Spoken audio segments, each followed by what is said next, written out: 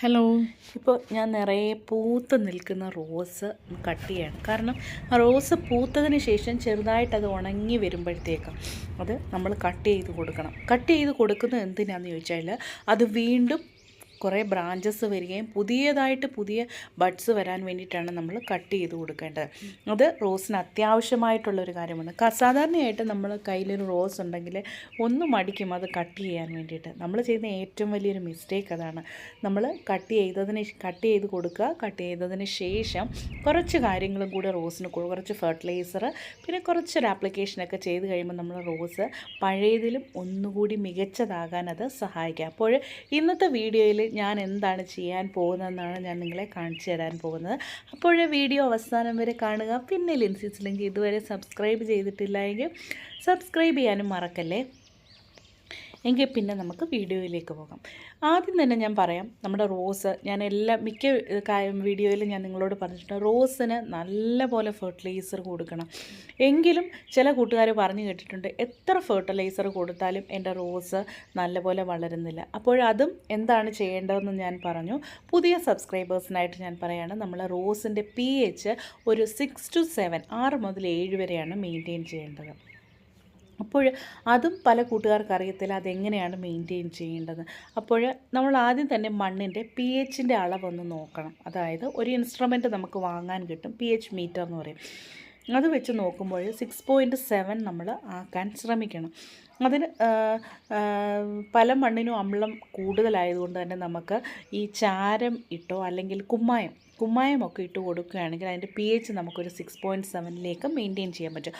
ആ 6.7 ആയി കഴിയുമ്പോഴേക്കും മണ്ണിൽ നിന്ന് ചെടിക്ക് നല്ല രീതിയിൽ വളങ്ങൾ അബ്സോർബ് ചെയ്ത് എടുക്കാൻ സഹായിക്കും. അതേപോലെ തന്നെ നമ്മൾ വിചാരിക്കുന്നതിലും കൂടുതൽ പൂക്കളും നല്ല രീതിയിൽ പച്ച ഇലകളും ഒക്കെ വരാനായിട്ട് ഈ pH ശരിയായി കഴിയുമ്പോൾ ബാക്കി നമ്മൾ എല്ലാവരും പറയുന്ന പോലെ എല്ലാവരും ന്യൂട്രിയൻസും വളങ്ങളും എല്ലാം കൊടുക്കുന്നുണ്ട്. പക്ഷേങ്കിൽ ഈ ഒരു കാര്യമാണ് പ്രധാനമായിട്ട് നമ്മൾ ശ്രദ്ധിക്കേണ്ടത്. പിന്നെ അതേപോലെ തന്നെ റോസിൻ്റെ പുതിയ വളർച്ചയെ നമ്മളങ്ങോട്ട് പ്രോത്സാഹിപ്പിക്കാൻ വേണ്ടിയിട്ടാണ് ഞാൻ നേരത്തെ പറഞ്ഞ പോലെ ഒരു പ്രാവശ്യം പൂ ഉണ്ടായതിന് ശേഷം നമ്മളത് കട്ട് ചെയ്ത് കൊടുക്കണം. അത് കട്ട് ചെയ്ത് കൊടുത്തില്ല എങ്കിൽ എന്താ പറ്റുന്നതെന്ന് വെച്ചാൽ ഈ റോസിൻ്റെ ചെടി വേരിൽ നിന്ന് മണ്ണിൽ നിന്ന് വലിച്ചെടുക്കുന്ന ആ ന്യൂട്രിയൻസ് ഒക്കെയും തന്നെ ഈ ഉണങ്ങിയ ഇലകളിലേക്കാണ് പോയിക്കൊണ്ടിരിക്കുന്നത്. അതുകൊണ്ട് വീണ്ടും നമുക്ക് ആ പൂ ഉണങ്ങിപ്പോയി കഴിഞ്ഞാൽ റോസ് അങ്ങ് മുരടിച്ചു പോകും. അങ്ങനെ പോകാതിരിക്കാൻ വേണ്ടി ഇത് കണ്ടോ, ഇനി അവിടെ കട്ട് ചെയ്ത് കൊടുക്കുകയാണെങ്കിൽ ഇവിടെയൊക്കെ പുതിയ ഗ്രോത്ത് വരാനുള്ളൊരു ചാൻസ് കൂടുതലാണ്. അതുകൊണ്ട് തന്നെ പഴയ ഇലകളും പഴയ റോസിൻ്റെ ആ പൂ വന്ന ഭാഗം ഉണ്ടല്ലോ, അത് നമ്മൾ കട്ട് ചെയ്ത് മാറ്റണം. കട്ട് ചെയ്യുന്നതിനോടൊപ്പം തന്നെ നമ്മൾ കുറച്ച് കാര്യങ്ങൾ നമ്മൾ ശ്രദ്ധിക്കേണ്ടതുണ്ട്. റോസിൻ്റെ ചുവട്ടിൽ നല്ല രീതിയിൽ ന്യൂട്രിയൻ റിച്ച് ആയിട്ടുള്ള ഫെർട്ടിലൈസർ, അത് ഓർഗാനിക് ആയാലും ശരി നമ്മൾ സിന്തറ്റിക് വളങ്ങളായാലും ശരി കൊടുക്കണം. ഇത് കണ്ടോ, നമ്മൾ ഒരു പ്രാവശ്യം ഒന്ന് ഞാൻ പറഞ്ഞ പോലെ കട്ട് ചെയ്ത് കഴിഞ്ഞാൽ ഇതേപോലെ പുതിയ ഗ്രോത്തുകളും പുതിയ ഇലകളും വരും. അതിനായിട്ട് നമ്മൾ കുറേ കാര്യങ്ങളുണ്ട്. ചിലപ്പോൾ നമ്മൾ കട്ട് ചെയ്ത് കഴിയുമ്പോൾ ഡൈബാക്ക് ഡിസീസ് വരും. മിക്കവരുടെയും കേസിൽ സംഭവിക്കുന്ന ഡൈബാക്ക് ഡിസീസാണ്. മുകളിൽ നിന്ന് കറുത്ത് താഴേക്ക് വരും. അങ്ങനെ വരാതിരിക്കാൻ വേണ്ടിയിട്ടാണ് ഇതേപോലെ മഞ്ഞൾ ചെടിയുടെ തണ്ടിൽ, ഞാൻ നേരത്തെയുള്ള വീഡിയോയിലൊക്കെ ഞാൻ പറഞ്ഞിട്ടുള്ളത് നമ്മൾ കട്ട് ചെയ്യുന്ന ഭാഗത്ത് മാത്രമാണ് അപ്ലൈ ചെയ്യുന്നത്. പക്ഷേ അങ്ങനെ ചെയ്യാതെ നമ്മുടെ കയ്യിലിങ്ങനെ ബാക്കി വരുന്നതൊക്കെ ആ ഇലയിലും ആ തണ്ടിലും ഒക്കെ ഇങ്ങനെ അപ്ലൈ ചെയ്ത് കൊടുക്കുകയാണെങ്കിൽ അതൊരു നല്ല മെത്തേഡാണ് കേട്ടോ. റോസിന് നല്ല ഇത് കണ്ടോ, അങ്ങനെ ചെയ്തതിന് ശേഷം വന്ന ഗ്രോത്തുകളാണ് ഇതൊക്കെയും. ചെടികളിൽ നല്ല പോലെ പച്ചപ്പ്, നല്ല പോലെ ഇലകൾ വരാൻ അത് സഹായിക്കും. അതായത് നല്ല പോലെ തഴച്ചു വളരാൻ അത് സഹായിക്കും. അപ്പോൾ ഞാൻ പലതരത്തിലുള്ള ഈ ഡയബാറ്റിസിസ് നമുക്ക് സാഫ് ആൻറ്റി ഫംഗലായിട്ടുള്ള പൗഡേഴ്സ് ഒത്തിരി വാങ്ങാൻ കിട്ടും. അതൊക്കെ അപ്ലൈ ചെയ്യാം. പക്ഷേങ്കിൽ അതിനൊന്നും പോയി നമ്മൾ കാശ് കൊടുത്ത് മെനക്കെടേണ്ട ആവശ്യമില്ല. നമ്മുടെ അടുക്കളയിലുള്ള മഞ്ഞൾപ്പൊടി എല്ലാവരുടെയും വീട്ടിൽ കാണാം. അപ്പോൾ ഒരു ചെറിയ ടീസ്പൂൺ മഞ്ഞൾപ്പൊടി കുറച്ച് വെള്ളം ഒഴിച്ചൊന്ന് നനച്ച് കൊടുക്കുക. അതൊന്ന് ഈ ഒരു പരുവത്തിൽ, അതായത് നല്ല ഒരു പേസ്റ്റ് പരുവത്തിലാക്കി നമ്മൾ എടുക്കണം. ഇത് ഇങ്ങനെ ഞാനിപ്പോൾ ഈ ഒരു റോസ് കട്ട് ചെയ്ത് കാണിച്ചു തരാം. കണ്ടോ, ഈ റോസിൻ്റെ പൂക്കളെല്ലാം വന്നു, ഒരുവിധം അത് ഉണങ്ങിപ്പോയി കഴിഞ്ഞു. ഇനിയിപ്പോൾ അത് നിർത്തിക്കഴിഞ്ഞാൽ ആ റോസിന് തന്നെ അപകടമാണ്. റോസിൻ്റെ ഗ്രോത്ത് സ്റ്റണ്ടഡായി, അതായത് മുരടിച്ചു പോകാനുള്ളൊരു ചാൻസ് ഉണ്ട്. അതുകൊണ്ട് തന്നെ നമ്മളിത് കട്ട് ചെയ്തിട്ട് ഈ ചെടിക്ക് വേണ്ടിയ ന്യൂട്രിയൻസ് ഒക്കെ ഇട്ട് കൊടുക്കാൻ പോവുകയാണ്. അതാണ് ഞാനിപ്പോൾ കാണിക്കാൻ പോകുന്നത്. അത് കുറച്ച് താഴെ വെച്ച് കട്ട് ചെയ്ത് കൊടുക്കുക. കട്ട് ചെയ്തതിന് ശേഷം അതിൻ്റെ കൂടെ തന്നെ നമ്മൾ മറ്റിലകളും തണ്ടും ഒക്കെ കട്ട് ചെയ്യാം. കട്ട് ചെയ്തിട്ടാണ് ആ ഭാഗത്തേക്ക് നമുക്ക് മഞ്ഞൾപ്പൊടി അപ്ലൈ ചെയ്ത് കൊടുക്കുക. നിങ്ങളുടെ ഈ മഞ്ഞൾപ്പൊടി ഇല്ല എങ്കിൽ ഈ സാഫ് ഉണ്ടെങ്കിൽ സാഫ് അപ്ലൈ ചെയ്ത് കൊടുത്താലും മതി. അല്ലെങ്കിൽ വേറെ ഏതെങ്കിലും തരത്തിലുള്ള ആൻറ്റി ഫംഗൽ ഏജൻറ്റ്സ് കിട്ടും, അത് അപ്ലൈ ചെയ്ത് കൊടുക്കുകയാണെങ്കിൽ നമുക്ക് അത് നല്ലപോലെ പ്രയോജനപ്പെടും. കാരണം ഈ ഡൈബാക്ക് ഡിസീസ് വരാതെ താഴോട്ടുള്ള ഡാമേജ് വരാതിരിക്കാൻ വേണ്ടിയിട്ടാണ് നമ്മൾ ഈ മഞ്ഞൾപ്പൊടി ആയാലും സാഫായാലും ഇതൊക്കെ അപ്ലൈ ചെയ്യുന്നത്. പലർക്കും ആശയക്കുഴപ്പം ഉണ്ടാകും, ഇത് മഞ്ഞൾപ്പൊടിയാണോ നല്ലത് സാഫാണോ. രണ്ടിനും മഞ്ഞൾപ്പൊടി ആകുമ്പോൾ ഒന്നുകൂടി നാച്ചുറലാണ്, അതായിരിക്കും ഒന്നുകൂടെ ബെറ്റർ. ഇത് ഞാൻ ഇങ്ങനെ അപ്ലൈ ചെയ്തതിന് ശേഷം ബാക്കി വരുന്നതൊക്കെയും തന്നെ അതിൻ്റെ തണ്ടിലും ഒക്കെ അങ്ങ് തേച്ച് കൊടുക്കും. പിന്നെ ന്യൂട്രിയൻസിൻ്റെ കാര്യം പറയുകയാണെങ്കിൽ റോസാപ്പൂക്കൾക്ക് ആവശ്യമായിട്ട് അല്ലെങ്കിൽ റോസാ ചെടികൾക്ക് ആവശ്യമായിട്ട് വേണ്ടിയത് നൈട്രജൻ വേണം, ഫോസ്ഫറസ് വേണം, അതേപോലെ പൊട്ടാഷ്യം നല്ല രീതിയിൽ വേണം. ഇതെല്ലാമാണ് സാധാരണയായിട്ട് ചെടികൾക്ക് ഈ റോസിന് വേണ്ടിയ പ്രാഥമിക ന്യൂട്രിയൻസ് അല്ലെങ്കിൽ നമ്മൾ മാക്രോ ന്യൂട്രിയൻസ് എന്ന് പറയാറുള്ള ഇത്.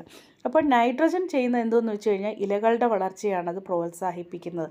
നല്ല രീതിയിൽ ഇലകൾ വരാനും പച്ചപ്പ് വരാനും ഈ നമ്മൾ നൈട്രജൻ വളങ്ങൾ സഹായിക്കും.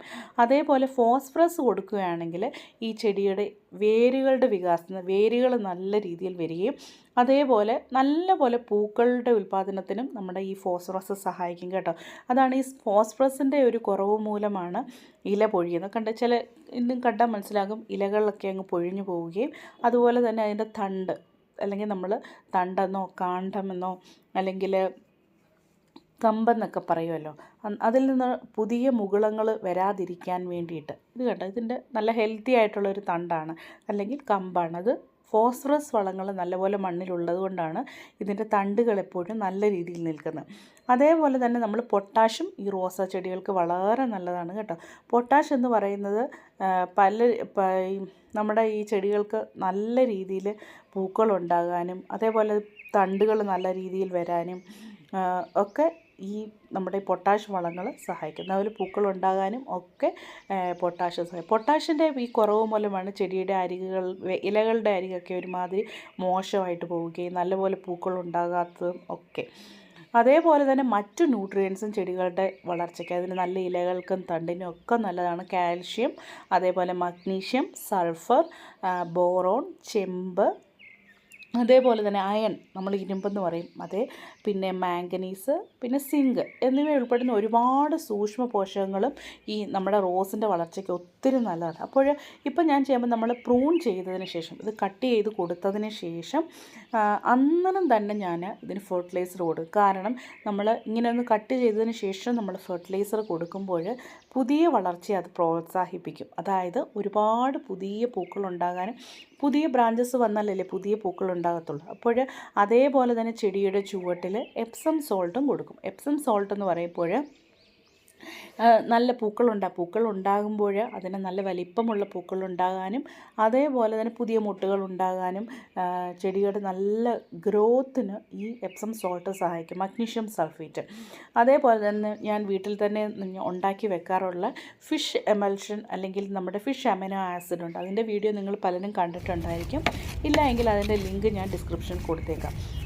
ഈ പ്രൂൺ ചെയ്തതിന് ശേഷം ഞാൻ ചെയ്യുന്ന മണ്ണ് ഇതേപോലെ ഇളക്കി കൊടുക്കും. അതിൻ്റെ ചുവട്ടിൽ ഉള്ള പുല്ലും അതെല്ലാം പറിച്ചു മാറ്റിയതിന് ശേഷം ഇങ്ങനെ ഫുള്ള് ഇളക്കി കൊടുക്കും. പഴയ മണ്ണ് വേണമെങ്കിൽ ഈ കളകളൊക്കെ ഉണ്ടെങ്കിൽ അതൊക്കെ എടുത്ത് മാറ്റാം. ഇല്ല എങ്കിൽ ഈ മണ്ണൊക്കെ എടുത്ത് മാറ്റിയതിന് കുറച്ച് മണ്ണ് മാത്രം കേട്ടോ മാറ്റിയതിന് ശേഷം വളവും മണ്ണും കൂടെ മിക്സ് ചെയ്ത് ചുവട്ടിലിട്ട് കൊടുക്കാം. അല്ല എങ്കിൽ നമ്മൾ മിക്സ് ചെയ്ത വളം ഇതിലേക്ക് ചേർത്ത് കൊടുക്കാം. ഇതിപ്പം ഞാൻ ഇപ്പോൾ ഇന്ന സീസൺ ഡിസംബർ ഈ മാസം എന്ന് പറഞ്ഞാൽ നിറയെ പൂക്കൾ ഉണ്ടായി നിൽക്കും. പൂക്കൾ ഉണ്ടായുമ്പോൾ നിങ്ങൾ പ്രൂൺ ചെയ്യേണ്ട കാര്യം പൂക്കൾ വന്ന് ഉണങ്ങി പോകുമ്പോൾ ഇത് ചെയ്താൽ മതി. അല്ലെങ്കിൽ ഹാർഡ് പ്രൂണിങ് ചെയ്യാം. ഹാർഡ് പ്രൂണിങ് ഒക്കെ നമുക്ക് റോസിനൊക്കെ ചെയ്യാൻ പറ്റിയ ഒരു സമയം ജൂൺ, ജൂലൈ കഴിഞ്ഞ് ഓഗസ്റ്റ് മാസത്തിൽ ചെയ്യുകയാണെങ്കിൽ നമുക്ക് നവംബറിലേക്ക് ഡിസംബറിലേക്ക് നിറയെ പൂക്കളുമായിട്ട് നിൽക്കുന്നത് കാണാൻ സാധിക്കും.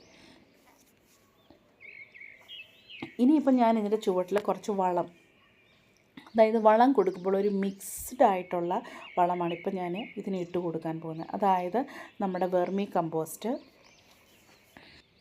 അതേപോലെ സൂപ്പർ ഫോസ്ഫേറ്റ് അതൊരു 5 ഗ്രാം എടുക്കുക. വെർമി കമ്പോസ്റ്റ് ഒരു 50 ഗ്രാം. അതുപോലെ പൊട്ടാഷ്യം ഒരു 2.5 ഗ്രാം. ബോൺ മീൽ അല്ലെങ്കിൽ നമ്മുടെ എല്ലുപൊടി എന്ന് പറയുന്നത് 20 ഗ്രാം. NPK ഒരു 2.5 ഗ്രാം വീതം എടുക്കുക.